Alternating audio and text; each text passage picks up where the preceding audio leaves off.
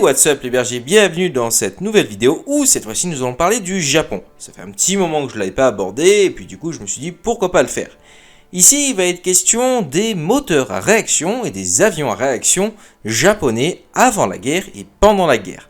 Je précise, il s'agit bien de la conception nationale, pas des copies allemandes du style Messerschmitt 262 ou Messerschmitt 163, bien que nous allons y revenir plus tard avec les Nakajima. Et je vois certains qui savent très bien de quoi je parle, donc nous verrons tout cela dans d'autres vidéos, ainsi que la coopération entre l'Allemagne et le Japon pendant la Seconde Guerre mondiale.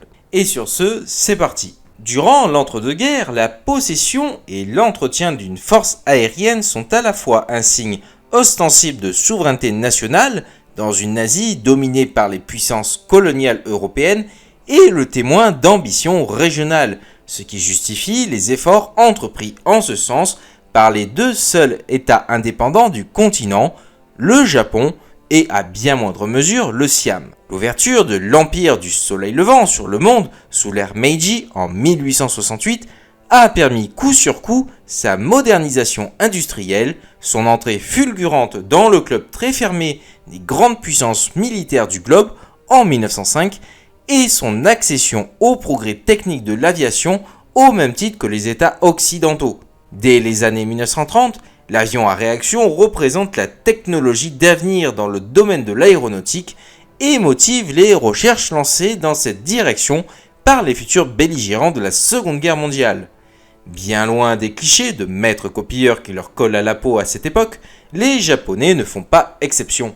La modernisation de l'archipel s'apparente néanmoins à un trompe-l'œil, car les faiblesses structurelles, tantôt liées aux traditions ancestrales solidement ancrées dans un pays encore très rural, tantôt aux ressources limitées de son sol, ce qui va motiver d'ailleurs directement son expansion en Chine, demeurent. En dépit de l'excellente formation de ses ingénieurs à l'étranger, des impressionnantes capacités de rétro-ingénierie et de copie de son industrie, ainsi que des indéniables talents de ses spécialistes aéronautiques en matière d'innovation, l'Empire du Soleil Levant est isolé, tant sur le plan géographique que sur le plan diplomatique, dès lors que son grignotage de la Chine ne fait plus aucun doute. Outre la grave pénurie en matériaux stratégiques et en hydrocarbures évoqués, il souffre de la rivalité incessante entre armée et marine impériale, ainsi que d'un manque de main-d'œuvre ouvrière qualifiée. C'est ce qui limitera ses avancées dans le domaine de l'aviation à réaction, malgré l'intérêt précocement manifesté par les constructeurs aéronautiques nippons pour cette technologie de pointe. L'intérêt japonais pour la propulsion à réaction naît avant-guerre, ce qui est un fait d'ailleurs suffisamment rare pour être noté, en dehors de la sphère des toutes-puissances Zaibatsu, dans les locaux de Kayaba, une société automobile, Tokoit, fondée par Kayaba Shiro, et qui cessait alors pour le compte de l'armée impériale à diverses innovations aéronautiques promises alors à un grand avenir. Les autogyres, Kayaba KU-1, qui est une copie du Kelet KD-1 américain, qui donnera elle-même naissance aux KA-1 et KA-2, ainsi que des aéronefs sans queue. Le génitaire de cette dernière famille, l'ingénieur Kimura Hidemasa, a repris à son compte les travaux de l'un des pionniers de l'aviation japonaise, un certain Komatsu Ino, lequel a le premier imaginé ce concept d'aile volante.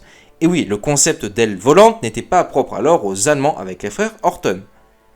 Il en résulte en 1938 le planeur Kimura HK-1, qui va démontrer d'intéressantes qualités de vol.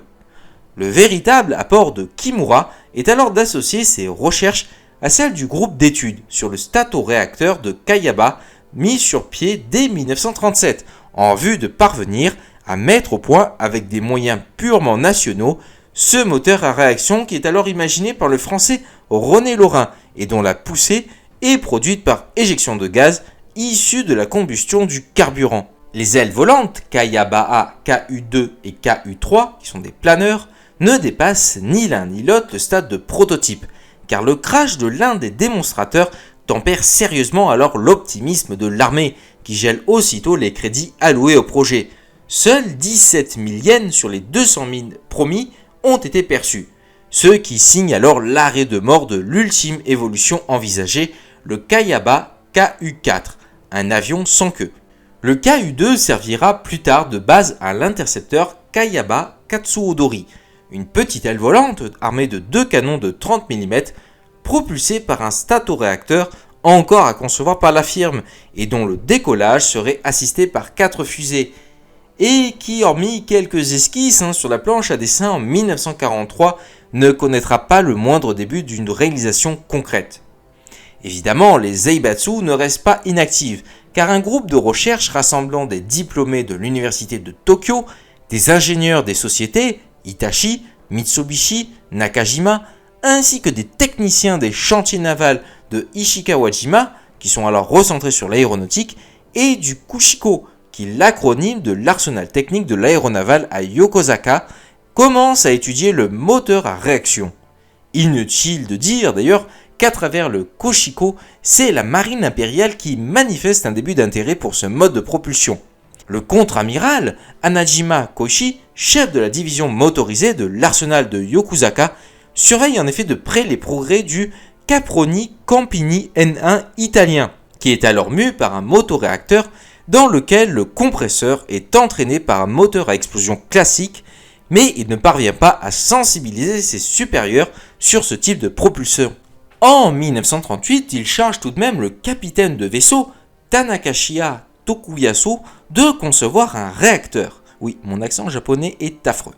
Après un voyage en Europe et aux États-Unis en 1940, durant lequel il réussit à glaner quantité d'informations techniques, le capitaine entame l'année suivante, chez Ishikawajima, la conception du Tsu-11, qui est directement inspiré du motoréacteur de l'avion de Seikondi Kapini, qui consiste en un moteur à explosion Hitachi Atsukase HA11 à 4 cylindres de 105 chevaux, entraînant un compresseur axial au travers d'une boîte à engrenage d'un rapport 1 tiers.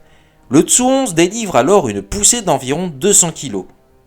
Voilà où en sont les Japonais lorsqu'ils déclenchent les hostilités en Asie-Pacifique le 7 décembre 1941 en attaquant la base navale de Pearl Harbor.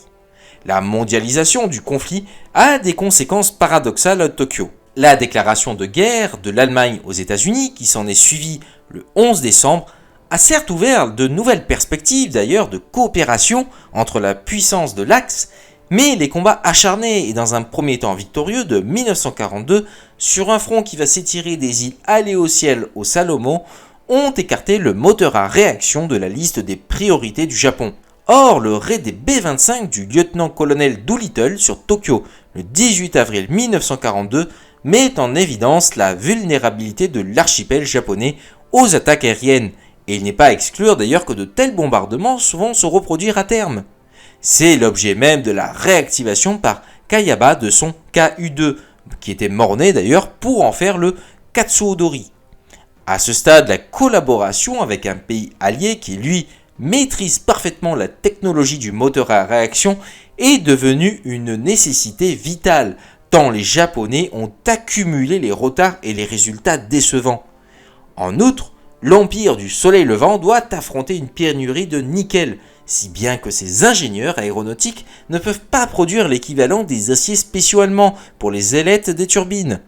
La conception du tout premier turboréacteur nippon par Ishikawajima, le NE0, est un vrai chemin de croix. Sa puissance n'est que de 60 kg, soit 10 fois moins que le prototype allemand Junker Jumo 109004A de 1942. Et il n'est pas testé d'ailleurs avant fin juillet 1943 au sol, sous le ventre d'un bimoteur Kawasaki KI-48-2. Le NE0 ne pourra guère servir à autre chose qu'aux évolutions techniques nécessaires à la réalisation des propulseurs ultérieurs de ce type destinés à l'armée. Les turboréacteurs à compresseur axial NE1 et NE3, le centrifuge NE2 et NE4, seul le NE3 de 350 kg de poussée et le NE4 de 280 kg de poussée aboutiront durant le premier semestre 1944. Mais leur développement sera interrompu pour privilégier des turboréacteurs basés sur la technologie allemande, afin de gagner du temps. Mais ça, nous allons y revenir dans une prochaine vidéo. Et voilà les bergers, c'est la fin de cette vidéo, j'espère qu'elle vous aura plu. La suite sera donc du coup sur une seconde partie. N'hésitez pas à vous abonner si ce n'est pas le cas, à liker et partager la vidéo. Et sur ce, je vous dis à ciao, bonsoir.